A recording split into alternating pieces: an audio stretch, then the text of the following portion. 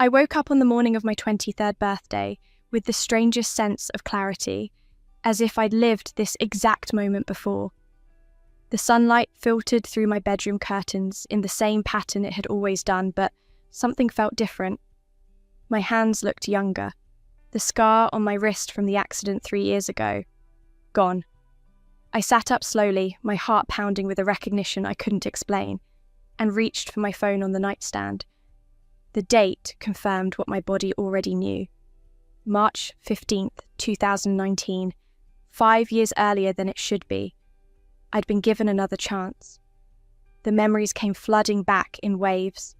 The betrayal, the isolation, the cold water of the lake closing over my head, the absolute certainty that I had nothing left to live for.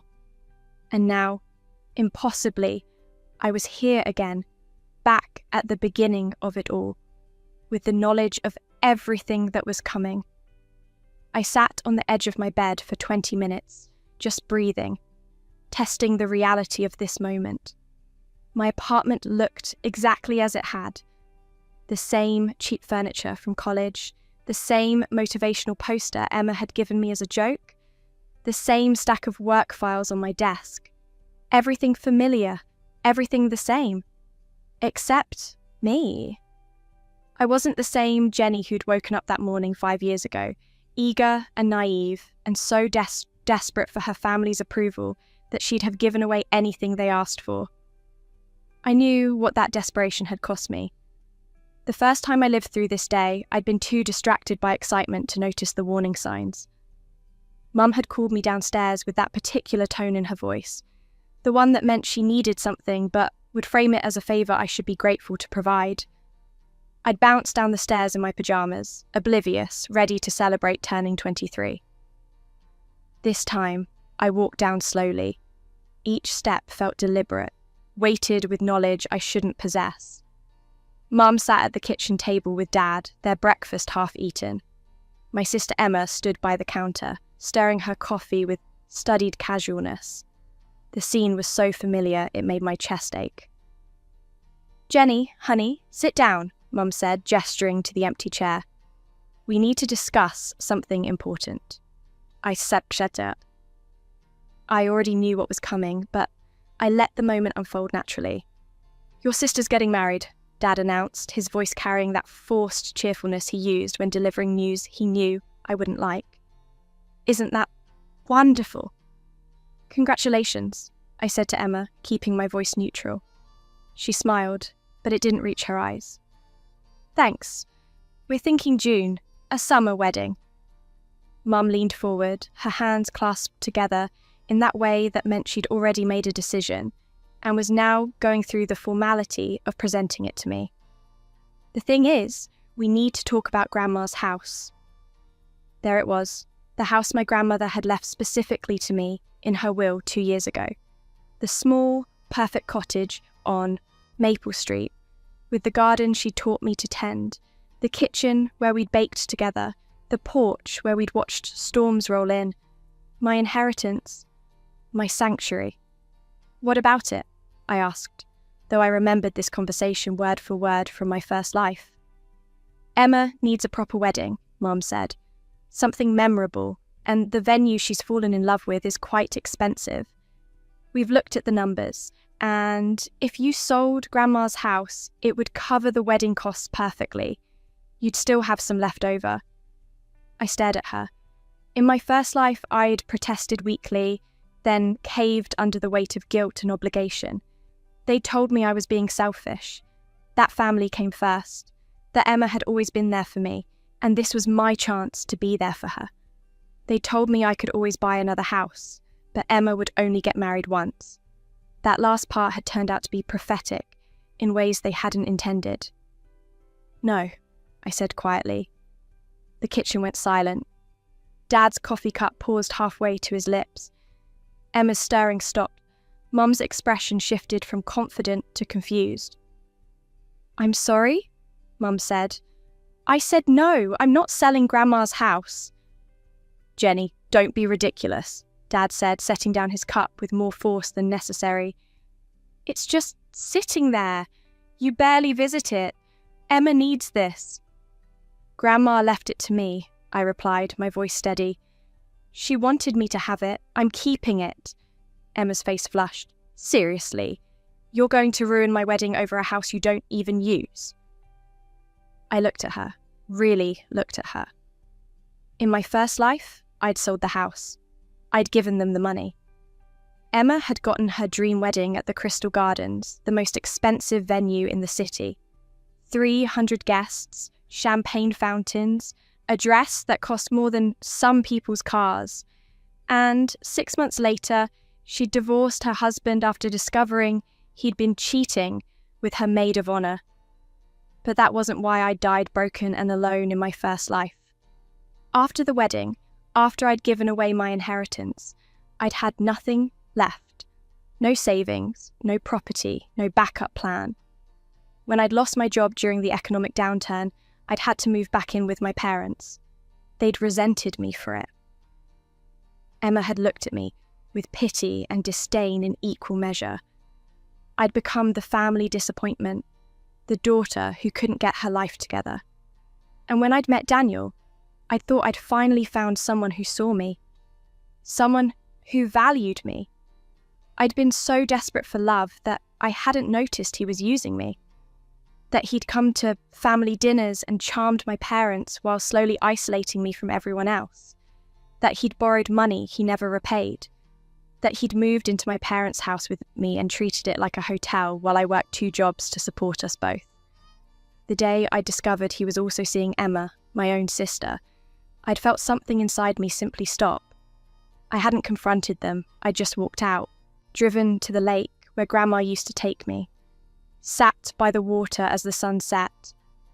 I'd meant to just think, to process, to figure out what to do next.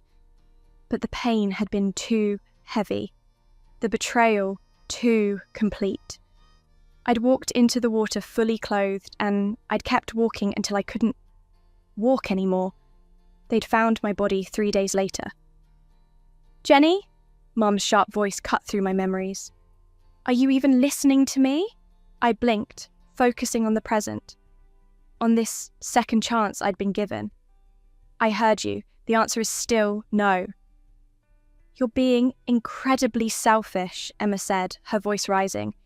"This is my wedding, my special day, and you can't even help your own sister."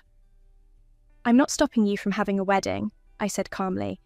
"I'm just not selling my house to pay for it." Dad stood up, his chair scraping against the floor. "That house is too much for you anyway. You're a single girl living in a 1-bedroom apartment. What do you need with property?" In my first life, that comment had stung. Now, I recognised it for what it was. A rationalisation. They'd already decided I should sacrifice my inheritance. They were just looking for ways to make me agree. "It's my decision," I said simply. Mum's expression hardened. "Fine, but don't expect any help from us when you need it. You're on your own." I stood up, leaving my breakfast untouched. "I always have been." I walked out of the kitchen and heard Emma's voice rise behind me. "She's unbelievable, after everything we've done for her." I kept walking, up the stairs, into my old bedroom, and closed the door behind me. My hands were shaking, but not from fear or doubt, from relief, from the knowledge that I'd just changed everything. The weeks that followed had a dreamlike quality. I knew what was coming because I'd lived it before, but the details shifted now that I'd changed the first domino. In my original timeline, I'd been so consumed with guilt about refusing to help Emma that I'd barely noticed when Daniel Reeves started working in my office building. He'd seemed to appear everywhere I went, the coffee shop, the gym, the grocery store. He'd struck up conversations that felt natural and unplanned. He'd asked me out with a shy smile that made him seem harmless. This time, when he approached me at the coffee shop on March 28th, I saw him clearly. The practiced casualness, the calculated charm, the way his eyes assessed my clothes, my bag, my phone, cataloguing my worth. "Hi," he said, sliding into the seat across from me without asking. "I'm Daniel. I've seen you around the building. You work for Morrison Tech, right?" "I do," I said neutrally. I just started in the marketing department. He flashed that smile, the one I'd once found endearing. This city is new to me. I don't really know anyone yet. In my first life, I'd felt sorry for him. I'd offered to show him around. I'd been kind. There's a newcomers meetup group that meets Thursday nights at the library, I said, standing and gathering my things. They're very welcoming. Good luck with the new job.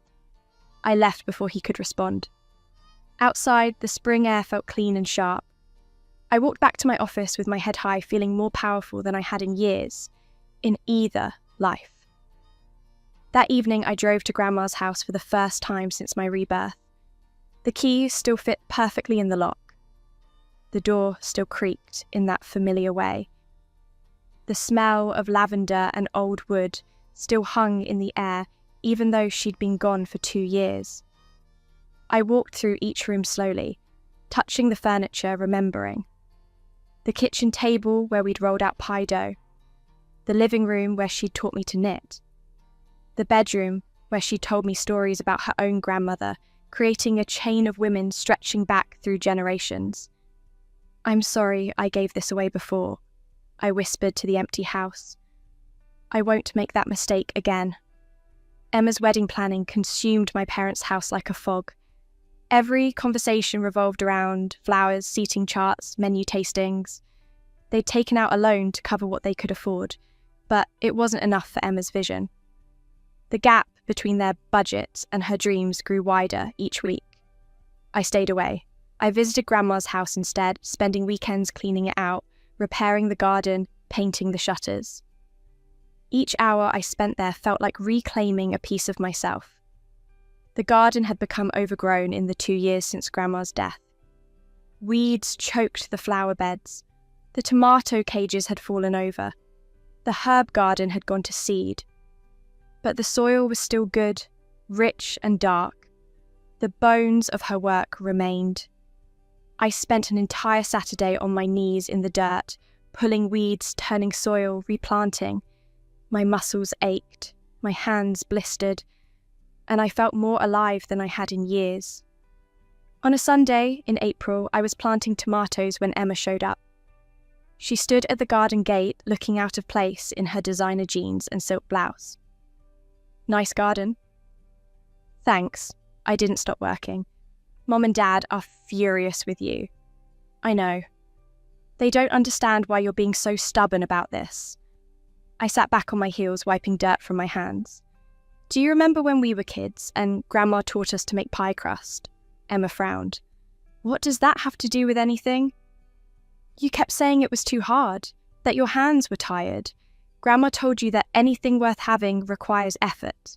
You said you'd rather just buy pie from the store. So, you've spent your whole life looking for shortcuts, I said quietly. My inheritance isn't your shortcut to a perfect wedding. Her face flushed red. You're a terrible sister. Maybe, but I'm the one who actually listened to Grandma. She left without another word. I watched her car pull away, then went back to my tomatoes. The plants were small now, fragile things that needed staking and support. But by summer they'd be strong. They'd bear fruit. All they needed was time and care, like me. At work, I started making different choices. In my first life, I'd been timid, afraid to speak up in meetings or advocate for my ideas. I'd watched as male colleagues took credit for my work, as my suggestions were ignored until someone else repeated them. This time, I spoke up. When my manager, Robert, dismissed my proposal for streamlining the customer database, I didn't let it go. I put together a detailed presentation showing the time and cost savings, the improved user experience, the competitive advantage. I requested a formal meeting with the department head. Robert was furious. You went over my head. I followed the proper channels for proposing initiatives, I replied calmly. My email to you outlining the project is dated 3 weeks ago.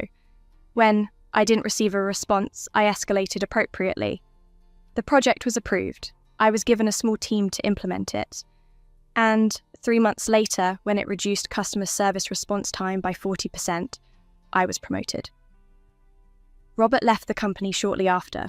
I didn't gloat. I simply did my work and built my reputation. The promotion came with a significant raise. I opened a separate investment account and started researching opportunities. I knew which tech startups would explode in the next 2 years. I knew which established companies would stumble. I knew where to put my money to watch it grow. By June, my savings had tripled. In my first life, Emma had married Thomas Wright at the Crystal Gardens on June 15th. It had been elaborate, excessive, and ultimately empty. The marriage had lasted 7 months. This time, with a smaller budget, she settled for the Riverside Inn. It was pretty enough, a Victorian mansion with garden views. But it wasn't the social statement she'd dreamed of making. I wasn't invited to the wedding. Mum called 2 days before to tell me they'd decided my presence would create tension and ruin Emma's day. I was welcome to skip it. "Okay," I said. "That's it? Just okay?" "What else do you want me to say?" "I want you to care," she said, her voice tight. "I want you to act like you're part of this family." "You uninvited me to my sister's wedding," I replied. "You're the ones deciding I'm not part of the family." She hung up without responding. The day of Emma's wedding, I woke up early and drove to the city's commercial district. I'd been researching property investments for weeks, building on knowledge from my first life. I knew which neighbourhoods would boom, which businesses would fold, which opportunities would emerge. The Crystal Gardens, the venue Emma had desperately wanted, was struggling financially. In my first timeline, they'd stayed afloat long enough to host Emma's wedding, then filed for bankruptcy 6 months later. The property had sat empty for 2 years before being converted into condos. This time, I'd gotten there first. I met with the owner, Mrs. Patricia Aldrich, in her office overlooking the main ballroom. Sunlight streamed through the floor-to-ceiling windows, illuminating the crystal chandeliers that gave the venue its name. "You're quite young to be looking at a property like this," Mrs. Aldrich said, studying me over her reading glasses. "I have the funds," I assured her, "and a vision for what it could become." I'd sold several small investments from my first life, stocks I knew would crash, bonds I knew would fail. I'd moved my money into opportunities I knew would succeed. In 5 months, I'd tripled my modest savings into something substantial.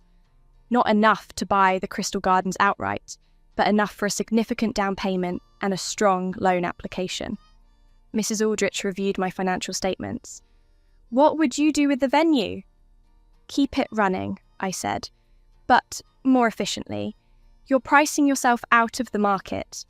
Most couples can't afford your rates, so you're dependent on a handful of luxury events per year. If you broaden your offerings, create tiered packages, you could host multiple events per week instead of one per month." She was quiet for a long moment. "You've done your research?" "I have. I also know you're 3 months behind on your mortgage payments. I know your main event coordinator quit last month and you haven't found a replacement. I know you're considering bankruptcy." Her expression tightened. "You're very informed." "I'm offering you a way out," I said gently. "You keep 10% ownership. You stay on as a consultant for the first year, teaching me the industry. You get to see your venue succeed instead of watching it die. And you walk away with enough money to retire comfortably." She stared at me for a long time.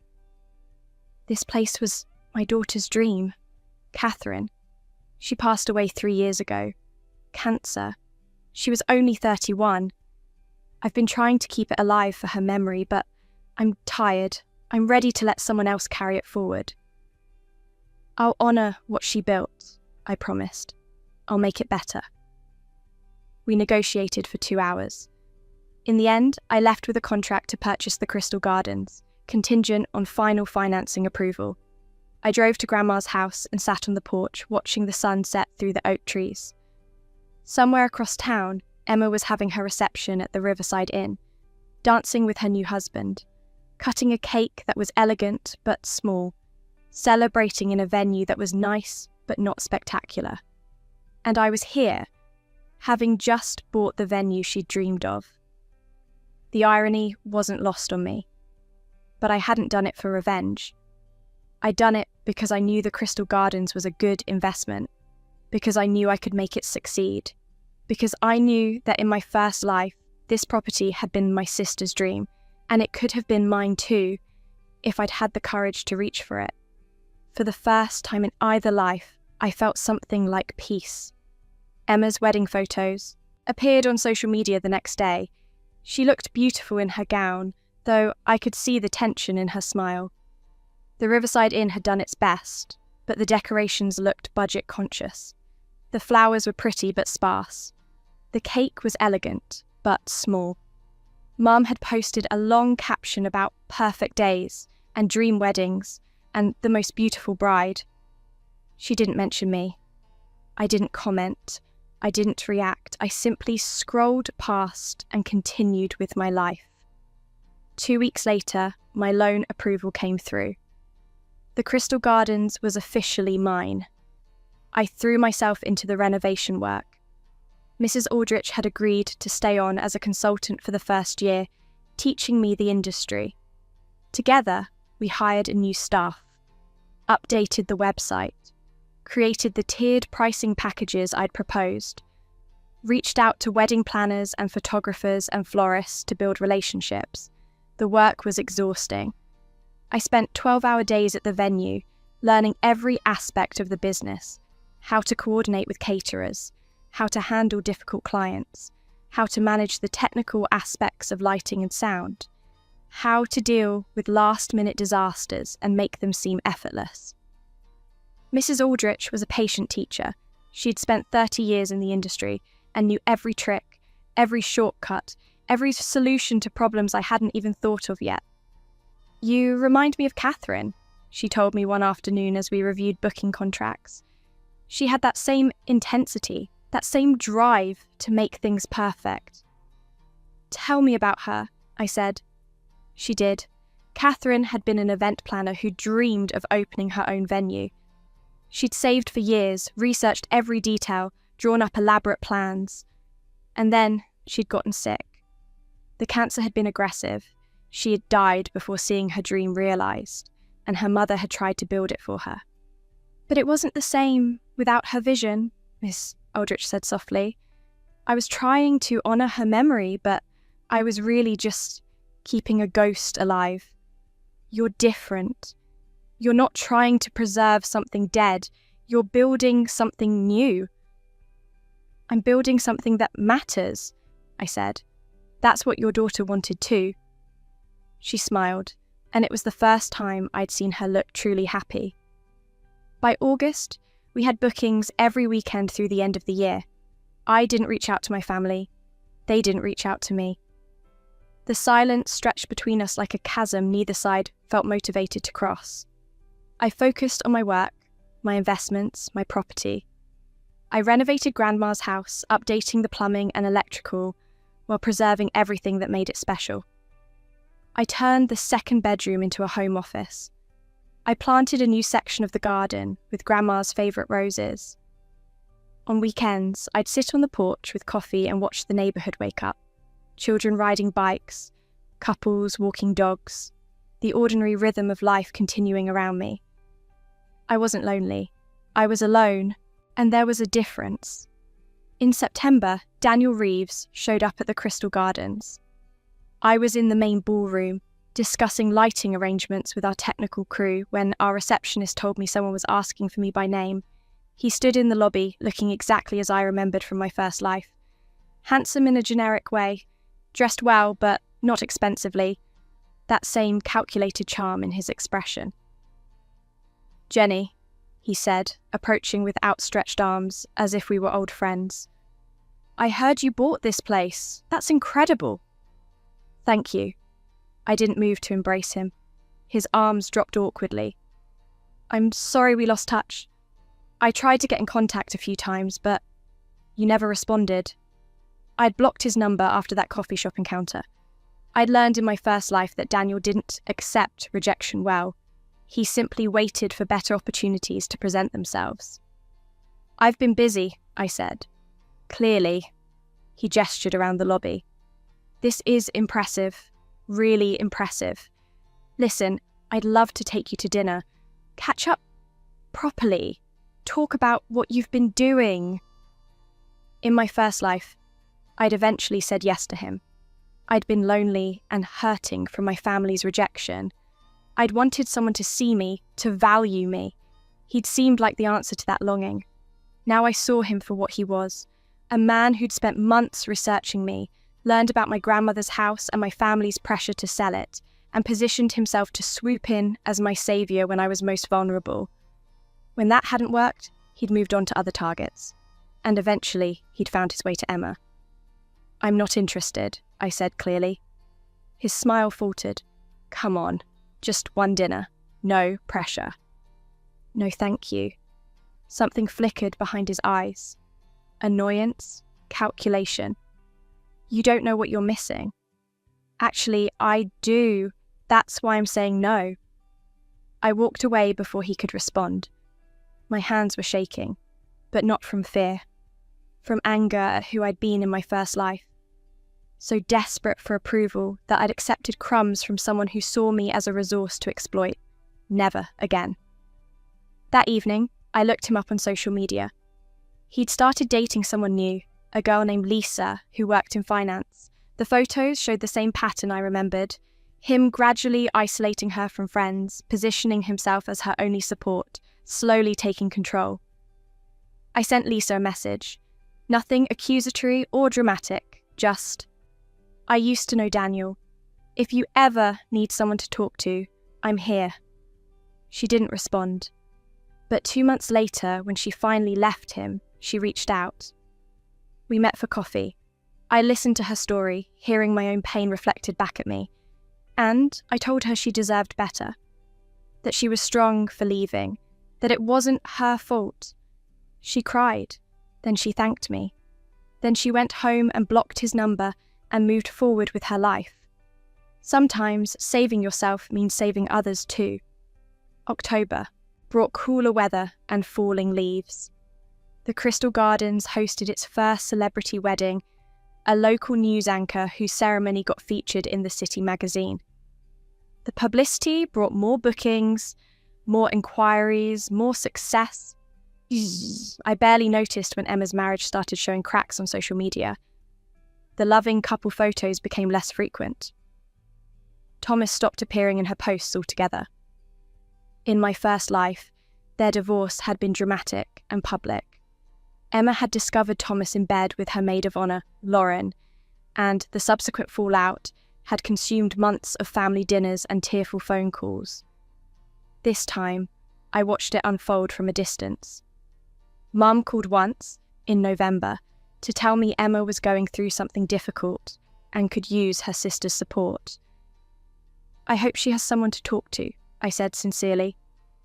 You could be that person, Mum said, her voice sharp with accusation.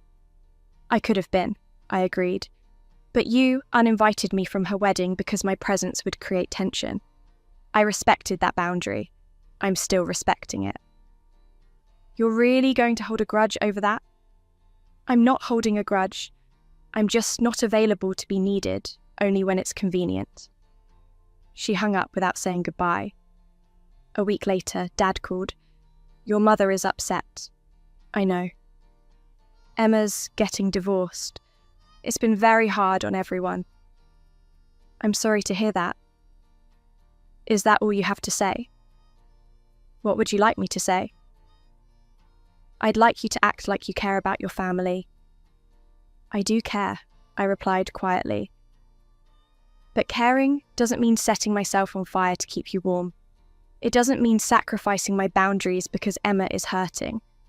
It doesn't mean pretending the last year didn't happen. We're your parents, Jenny. Yes, and I'm your daughter. But you only remember that when you need something from me. He was silent for a moment. You've become very hard. No, I've become clear about my worth. There's a difference. He hung up. I sat in Grandma's kitchen for a long time afterward, drinking tea and watching the November rain fall against the windows. My phone stayed silent. No angry texts, no desperate voicemails, just silence. And I realised I was okay with that. Emma filed for divorce in December, 6 months after her wedding. The Riverside Inn had hosted her ceremony. I wondered if she ever thought about the Crystal Gardens, about the wedding that could have been if she'd had the money. I wondered if she ever thought about where that money could have come from and what I'd lost by giving it to her in my first life. But I didn't dwell on it. I had a business to run, a life to build, a future to secure. In January, 1 year after my rebirth, I received a legal notice. Emma and my parents were contesting Grandma's will. They claimed I'd unduly influenced her, that I'd manipulated her into leaving me the house. They wanted the property sold and the proceeds divided among all the grandchildren, which, practically speaking, meant Emma, since she was the only other one. I read the documents calmly. I'd expected this. In some ways, I'd prepared for it. I hired a lawyer, the best estate attorney in the city. We responded with Grandma's medical records showing her perfect mental competence, her written letters explaining her reasoning, testimony from her lawyer about her clear intentions, testimony from her neighbours about our relationship, photos of us together spanning decades. The evidence was overwhelming. Grandma had been sharp as a tack until the day she died. She'd made her decision deliberately, with full understanding of what it meant. The case was dismissed within 3 months. The judge noted that the suit appeared motivated by financial need rather than legitimate concern about undue influence. My parents were ordered to pay my legal fees. They never apologised. Spring came around again, marking 2 years since my rebirth. The Crystal Gardens had become one of the most sought-after venues in the city. I'd hired additional staff, expanded our services, and purchased the adjacent property to create a garden ceremony space. Mrs. Aldrich had retired at the end of the first year, exactly as planned. She sent me postcards from her travels, Italy, Greece, Japan, living the life she'd dreamed of before Catherine got sick. I was in my office when my receptionist called to say I had visitors. Mum, Dad, and Emma stood in the lobby. They looked older than I remembered, worn down by whatever struggles the past year had brought them. Emma's divorce had been finalised. She'd moved back in with our parents. She looked tired. "Can we talk?" Mum asked. I led them to my office. It overlooked the garden, where a wedding ceremony was being set up for that evening. White chairs arranged in perfect iced rows, an arch covered in spring flowers, beauty and new beginnings. "This is quite a place," Dad said, looking around. "Thank you." "We wanted to apologise," Mum said, though her voice lacked conviction.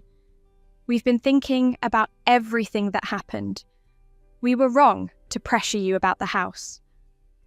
"Okay," I said. Emma shifted uncomfortably. "I'm getting remarried in June, and I was wondering if maybe you'd let me have my wedding here, at a family discount." There it was, the real reason for this visit, not genuine apology or reconciliation, another request for something they wanted from me. In my first life, I would have said yes.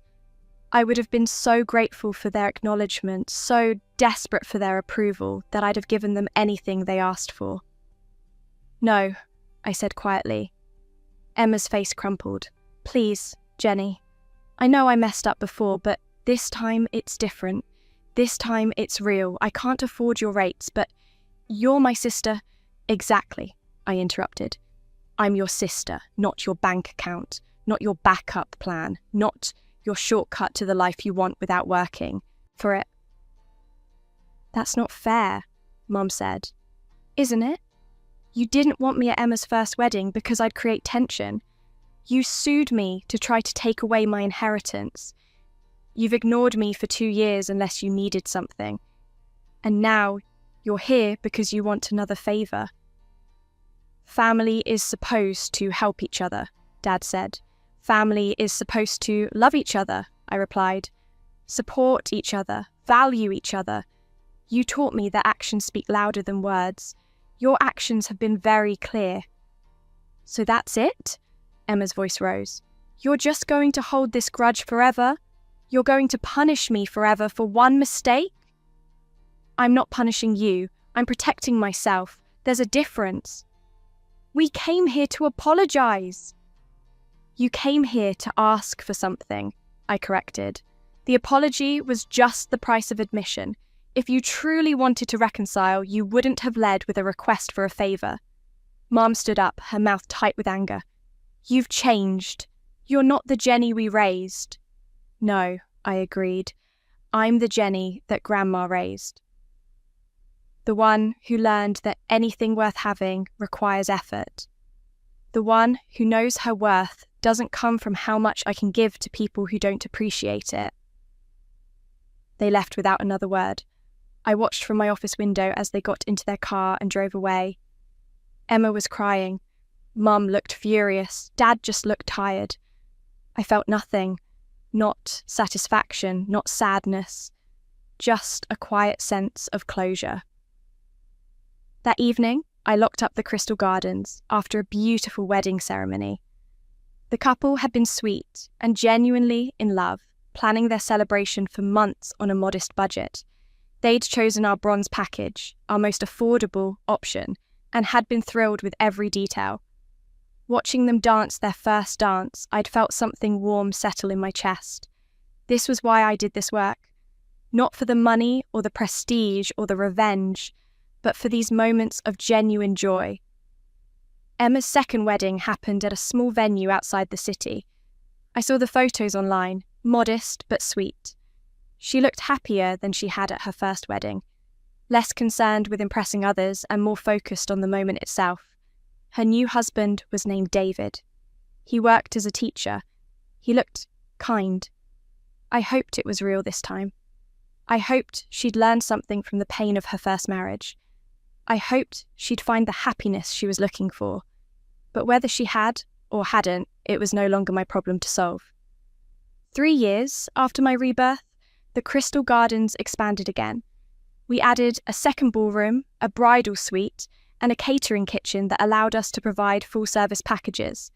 We'd hosted over 300 weddings and become the premier venue in the entire region. I stood in Grandma's garden one Saturday morning, the tomatoes ripening in the summer sun. I'd kept the house exactly as she'd left it, visiting every weekend to maintain the garden and feel close to her memory. "You were right," I said aloud, though I was alone. "Anything worth having requires effort. The effort to rebuild my life, the effort to set boundaries, the effort to believe I deserved more than scraps, the effort to forgive myself for the mistakes of my first life and use my second chance wisely. In my first life, I died broken and alone, convinced I was worthless because my family had treated me that way and I'd believed them. In this life, I'd learned that their inability to see my value said nothing about my worth. Their neglect had been their failure, not mine. I thought about Daniel sometimes, wondered what he was doing. I'd heard through mutual acquaintances that he'd gotten married, then divorced, then remarried. Some people never changed their patterns. They just found new targets.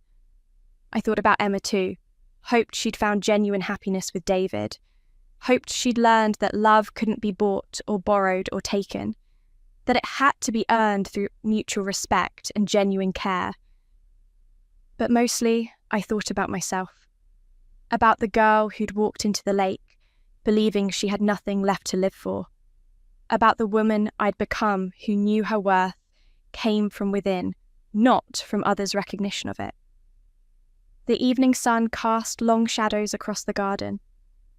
I finished watering the tomatoes and sat on the porch, watching the light fade. The wood beneath me was the same wood Grandma had sat on. The view was the same view she'd loved. The peace was the same peace she'd tried to teach me. Inside the house, my phone buzzed with notifications, booking requests, business inquiries, messages from my staff about upcoming events. I didn't check them right away. For this moment, I just sat in the stillness, breathing in the smell of growing things, feeling the solid weight of the porch beneath me, the same porch where Grandma had taught me to watch storms, to wait for calm, to trust that difficult weather would pass. "Thank you," I whispered, "for the house, for the lessons, for believing in me when no one else did, for giving me something worth fighting for when I needed it most." The sky deepened to purple, then navy, then black. Stars appeared one by one. I stayed on the porch until the air grew cool, until the night sounds replaced the day sounds, until I felt completely at peace with the life I'd built from the ashes of my first one. Then I stood, locked the door, and drove back to my apartment in the city. Tomorrow, the Crystal Gardens would host 3 weddings. Tomorrow, I would meet with architects about expanding our outdoor ceremony space. Tomorrow, I would interview candidates for our new event coordinator position. Tomorrow, I would continue building something lasting and real. But tonight, I was simply Jenny, granddaughter, business owner, survivor, the girl who'd been given a second chance and had used it to save herself. The woman who'd learned that sometimes the greatest revenge isn't vengeance at all. It's building a life so full and rich and meaningful that those who rejected you become irrelevant to your happiness. I'd been given a second chance, and I'd used it not to punish those who'd hurt me, but to free myself from needing their approval. And in the end, that was the only rebirth that mattered. I'd died once, believing I was nothing. I'd lived again, proving I was everything. The old Jenny had needed her family's love to feel worthy. The new Jenny had learned that the only love she truly needed was her own. That was the real transformation. That was the real victory. Not the business success or the financial security or the karmic justice of owning the venue Emma had wanted. The victory was waking up each morning and knowing, bone deep and certain, that I was enough exactly as I was, that I always had been, and that I always would be.